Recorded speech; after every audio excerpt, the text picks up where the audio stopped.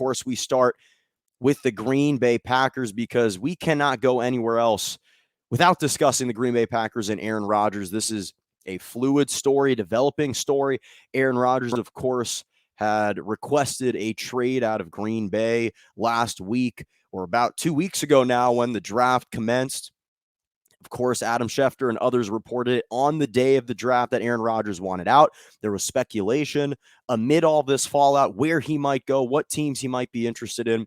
There were some notes about the Las Vegas Raiders potentially on the map. And now it comes out that the Denver Broncos are monitoring the situation, that the Denver Broncos are a team that Aaron Rodgers would actually welcome a trade to.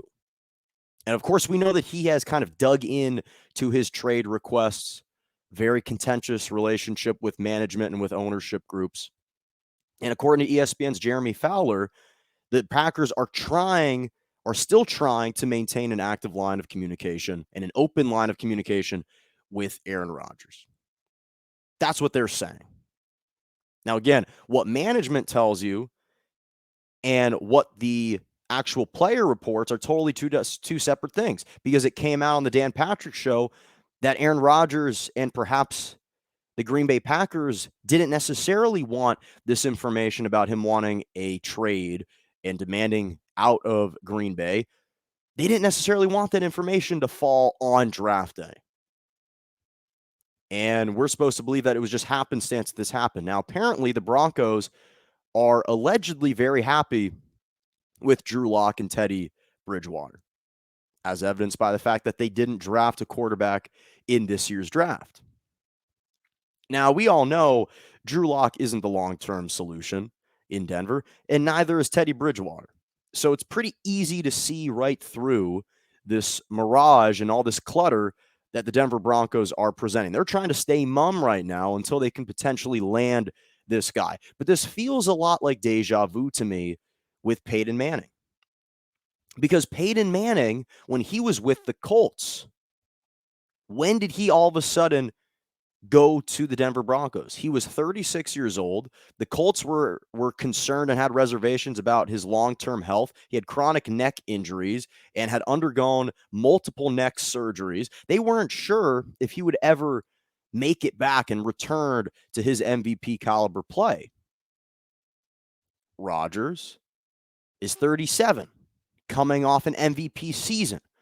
So the questions are totally different, but the scenarios are very similar in that this was a Denver Broncos team at the time when Peyton Manning went there. They were kind of a sleeping giant. This was a team that their calling card was on the defensive side of the ball.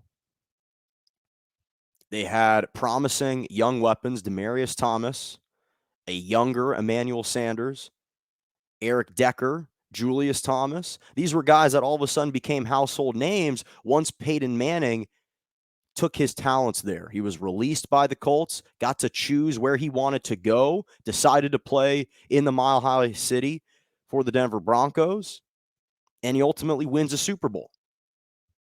Of course, Von Miller played a big role in that, one Super Bowl MVP.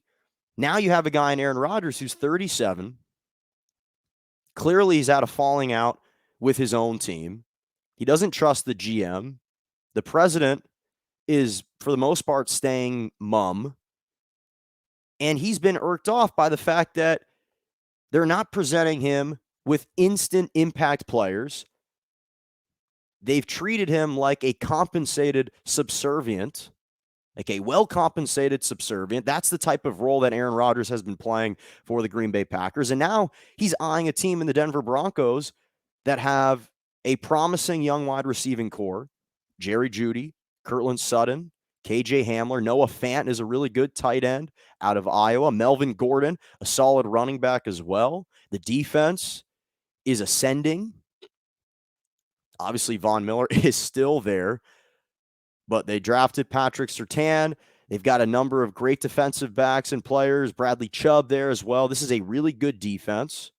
So Aaron Rodgers is saying, well, listen, this is going to be a team that will actually treat me well.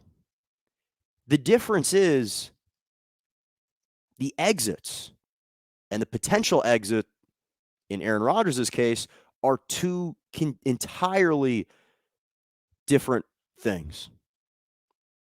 Because with Peyton Manning, again, he didn't decide to leave the Indianapolis Colts because he had vitriol and animosity for that organization, for their ownership group. They were concerned about his injuries. He understood that, and they released him because they knew they were in line to land Andrew Luck, who was a generational talent and prospect.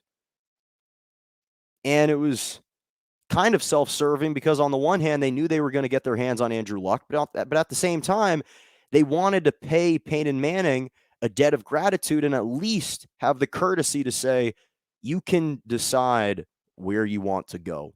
And we want to allow you an opportunity to still flourish. It's not going to be with us, but we will allow you an opportunity to go pick a team.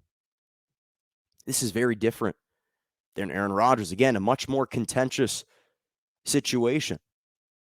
He has no say in any personnel decisions. Aaron Rodgers, instead, again, has been treated like a well-compensated subservient. This is a guy who just won the MVP. The year before that, obviously, he was irked off by his GM drafting his backup in Jordan Love, trading up to draft Jordan Love in the first round of last year's draft. And they haven't made many upgrades on the offensive side of the ball. They haven't dedicated as many resources to helping him out immediately on the offensive side of the ball. And so now he came out and was like, well, listen, the solution to our little predicament here and our little conundrum is fire the GM. It's a simple solution, and I'll remain in Green Bay. So he provided them with that ultimate ultimatum.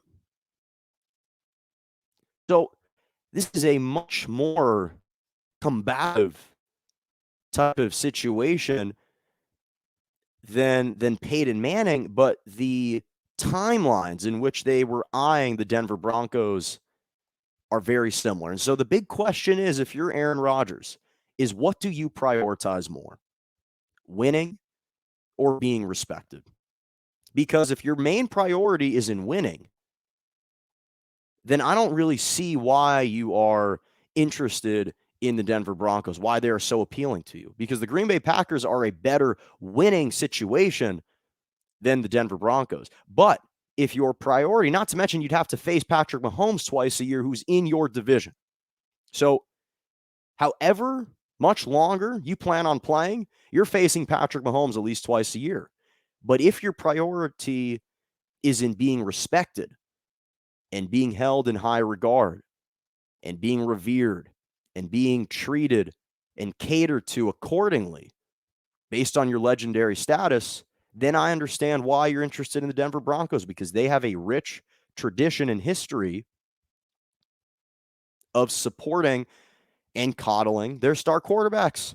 When Peyton Manning, as I just mentioned, was there, they did everything they could to surround him with the best possible talent. John Elway, the same thing. So Aaron Rodgers is looking at the Denver Broncos and saying, okay, maybe they're not as good as the Green Bay Packers, but at this stage in my career, I want a viable opportunity to win. But I also want to be playing for a team that will respect me to the nth degree and go above and beyond to ensure that I have the requisite talent to go out and compete. Now, again, if the priority is winning, I've always contended he should stay in Green Bay. But if the priority is in being respected and being appreciated and being catered to, then I understand having an interest in the Denver Broncos, because they have shown time and time again that when they have had their hands on a star quarterback, which hasn't been many times, they have done everything they can to support that individual. And that is something that Aaron Rodgers is absolutely seeking at this stage in his career.